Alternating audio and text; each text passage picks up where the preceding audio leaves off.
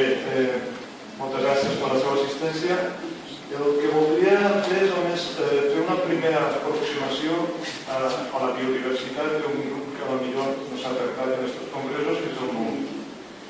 És veritat que és una visió un poc nova, perquè és tot just quan s'acaba, quan perd el nom del riu, en la desembocadura. La zona de frontera, la relació entre la mar i el riu, però que té la mar que tira davant, en litoral té molta influència perquè el riu li aporta aigua, diferent, és dolça, uns sediments i uns aports orgànics.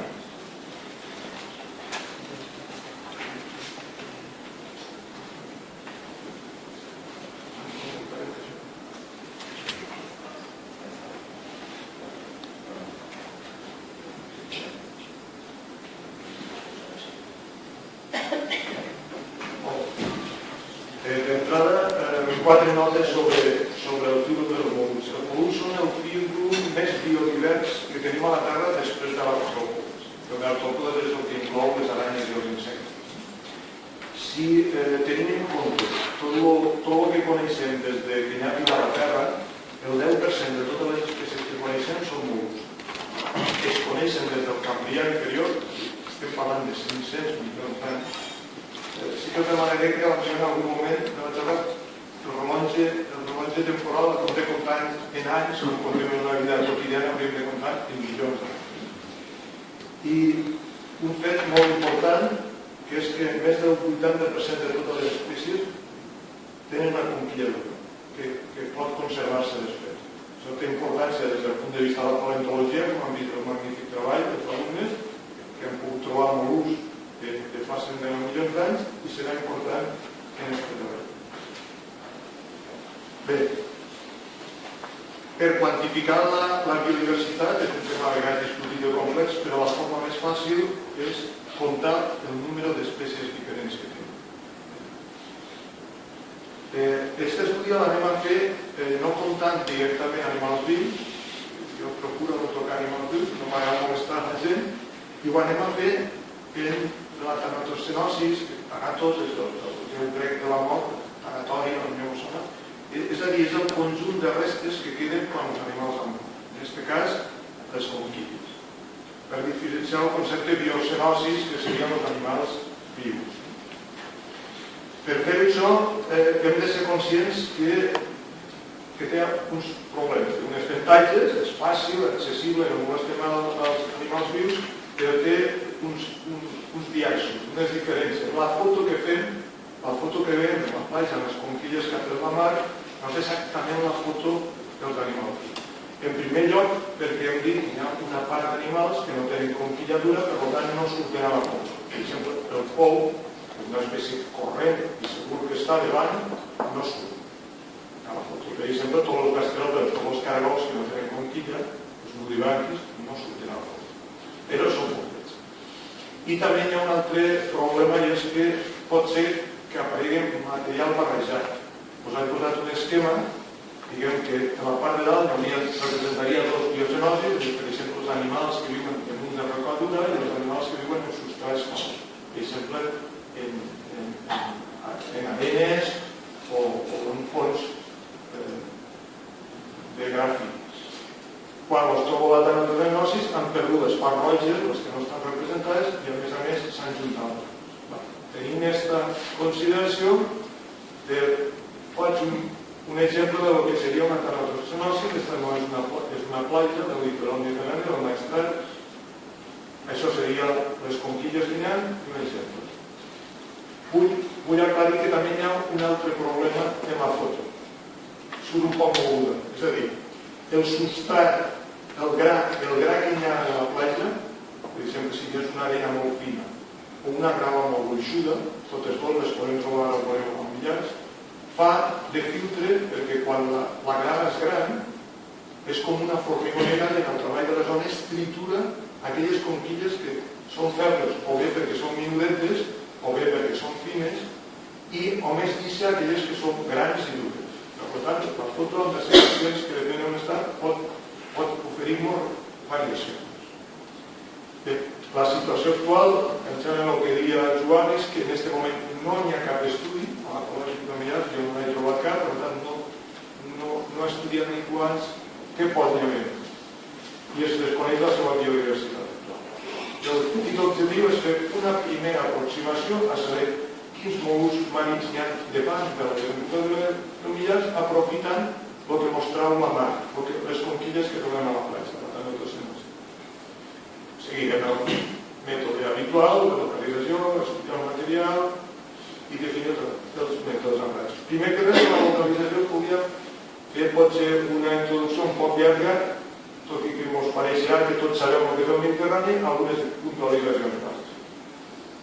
En primer lloc, estem a la part occidental del Mediterrani, que vendria tallada per Sicília, pels estrets de Messina, en una part oriental i occidental. Hi ha algunes petites diferències. L'aigua està un poc més calenta en la part oriental, per l'entrada de l'aigua gelada de l'Atlàntic, i és també un poc més salada, perquè l'aigua de l'Atlàntic és menys salada, és més dolça.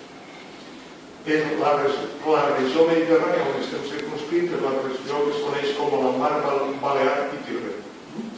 Una altra puntualització que de ben mal ensenyada és que la circulació de l'aigua general, que està en aquest pla, en la nostra regió és una circulació de l'aigua fa una volta i per tant hi ha una circulació de nord-sud de la nostra costa. És això que explicaria que quan fem una barrera artificial, fem un port, a la part nord s'acumula molt de material i a la part sud. Per situar el Mediterrani geològicament i almenys situar-nos la influència que té en la fauna actual, la mar no ha sigut sempre com ho dèiem ara. Si tenim aquesta visió que contem en milions d'anys, se va començar a obrir un mar que diem Tetis. Els fòssils que han presentat els alumnes eren del Cretaci, a la segona quantitat, se va separar els continents que estaven junts i a partir del Triàsic se van obrir dos grans continents, l'Euràsia al nord i Gondwana al sud, i hi ha un mar que comunica, que separa aquests dos grans blocs. Pensem que està comunicat a tot el llarg. Podem trobar fòssils d'aquesta època, que estan trobats des dels xicots, emparentats en fòssils que podíem trobar a Mèxic o Califòrnia. El mar és un. Un fet important és que a partir del Miocè, de la zona oriental queda tancat, per tant ja no hi haurà comunicació en l'Indo-Pacífic, i un fet recent en termes geològics molt important per la fauna actual és que fa 6 milions d'anys la part de l'estret de Gibraltar es va tancar. Com és una conca molt deficitària, ràpidament, un procés molt ràpid, que pot ser en termes geològics de tots els 1.000 anys, pràcticament se va assecar tot, excepte una fossa. Tenim en compte que la part fosca és l'aigua i la part blanca representa la terra. 1 milió d'anys després, les 5 milions d'anys, se va tornar a obrir. Hi hauria una catarata fantàstica, que tampoc no duraria molt, però 3.000 anys, en l'estret de Gibraltar. Hi ha dos fets recientíssims que també afecten a la fauna agrícola. Quan se va assecar mar, van perdre moltes espècies de la regió. Se van extingir, si sabeu, es van poder salvar en els costolls moltes espècies. Quan va tornar, bàsicament tot el que va entrar va ser fauna atlàntica. I els dos últims fets puntuals serien els cicles quaternaris de glaciació per glaciació, que ens han portat que hi ha una fauna més gelada o més calenta segons la fase que estem, i un fet molt recent és que allà el 1869 a l'esquerra se va obrir el canal de Suez de forma artificial, en el qual ha tornat a comunicar en la fauna indopacífica. La fauna del Mar Roig pot entrar pel canal de Suez i acantonar-se en la part oriental, que és més càlida. I si té sort, també se l'ha. Això conforma que hi hagi faunes diferents. Tindríem en el punt A la fauna que és endèmica, que ha sobreviscut a l'extinció del Messinià, la fauna que és mediterrània atlàntica, l'Atlàntica boreal, que és la gelada, hi ha un exemple, la tropical atlàntica, la Indo-Pacífica, que està entrant pel canal de Suez, i la que és circumpolar, que viu a tot el.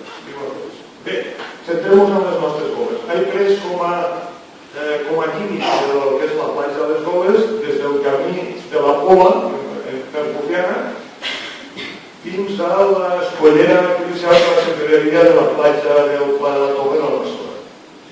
Ahí veu les 3 boles i al llarg de tot este litoral és on han rastrejat les espècies.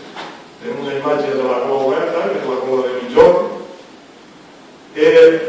Ja ho sabeu que la relació entre mar i terra ve separada, separa les petits aiguamolls per uns cordons. En la part més al sud, més a Mitjorn, el cordó té de 1 a 2 metres de grades gruixudes, i en la part més al nord pot ser a base de l'escollera que s'ha fet.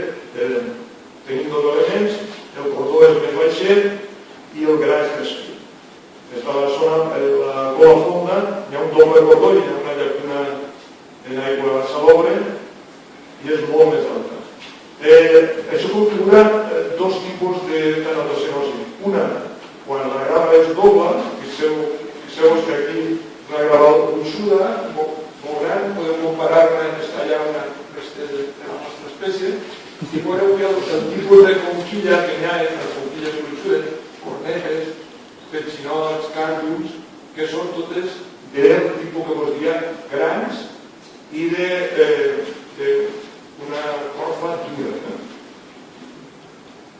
Per contra, aquí tenim un exemple d'una tanatocenosi en la zona nord, que hi ha arena molt fina, sí que hi ha una grava gruixuda, però és una arena molt fina que permet que conquilles molt més fines, molt més minudetes, es conserven perfectament. Aquí ja tenim un munt de tròquids, tenim ateles, tenim bivalves, inclús minudets, es físsulen aquí, una fulla espigat també és un parell, és a dir, s'han conservat més elements.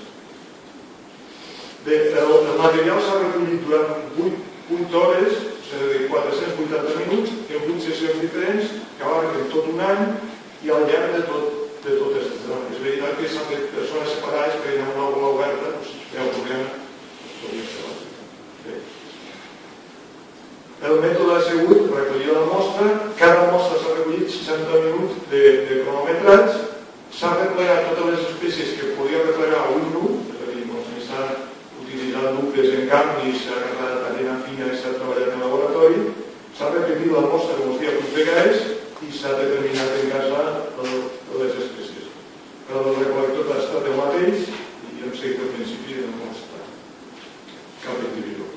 El resultat d'aquestes 8 mostres és molt semblant, entre 40 i pico i 60 i pico han sigut totes les mostres, n'hi ha una més baixa que es va recollir a l'estiu, l'Albesís, que no he dit i ho menciono ara, que he procurat anar després de temporals de mar, que és quan puc agarrar material recient i s'ha acumulat. Quan acaba el temporal és un bon lloc, un moment per a fer-ho. En estiu, quan hi havia temporal, hi vaig agarrar una mostra i potser vaig a la biodiversitat. Bé, ja tenim el resultat. Després d'analitzar totes aquestes mostres i m'ho analitzem en termes relatius, dins del filomolus han sortit 5 classes representades. La més biodiversa és Castrelda, que és normal. A més, la classe més biodiversa en el món actual, llevat de la classe insecta del grup artròpodes. Després la bivalva, les petxines, que serien una tercera part, i 3 grups que estan representats en baixa proporció. Una és el cefalòpodes i la sèpia. La sèpia, per als altres, quasi no tenen conquilles, n'hem tot les 3, però són estrany. I els escafòpodes, que no m'ensenyaré un, si no em coneixeu, i poliplacòfors, que s'han trobat també en una espècie. De nombre d'espècies, hem de parlar de 121 espècies, és una abundància relativa. Tenim 72 caragols, 40 bivalves, 2 escafòpodes, un cefalòpode i un poliplacòfor. Aquí tenim, expliqueu-vos, probablement tots identifiqueu ràpidament una petxina, un bivalve, animals de les valves, on pingem els musclos, on pingem les caixetes, on pingem els dàtils, són ben coneguts, i els gastròpodes són caragols marins. Hem de recordar que ens han limitat amb uns caragols marins. Caragol pingem, les cornetes també, ens mengem tot, són una espècie de... A l'esquerra inferior tenim els escafòpodes, que al pilot sí que no estem tan acostumats a veure, són també un mollusc molt curiós que viu semi-enterrat a l'arena y es filtrado con las pechines, algunos contactos y van filtrando la matèria orgànica. La sèpia original la coneixeu tots, la barqueta de la sèpia, i el policlàcrofor és un animal que també menja algues, etc., però està format per 8 plaquetes. Només vaig trobar en aquest cas l'última, la posterior d'un exemplar. És un animal que no és tan freqüent, però aquí a Massora també n'hi ha, i és possible trobar essences. Va sortir una. Precisament començo ara una repassada aleatòria, evidentment no puc soltar-lo la llista dels 121 i ensenyar-los tots, farem una repassada aleatòria, per exemple, del que parlaven dels titanolivàceus que ha sortit. Van sortir les espècies d'escafòpode, Nartalis i Dentalis vulgaris, i ara els caragols. Els caragols he posat aleatòria des del més corrent, el caragol fugent, que també ens agrada, fins a una meravella domestra, que és un caragol meu, l'únic exemplar que trobarem tota la vida, Mitroluma olivoidea, és una arriba al centímetre, però una preciositat de color i en aquesta bonica decoració que veiem.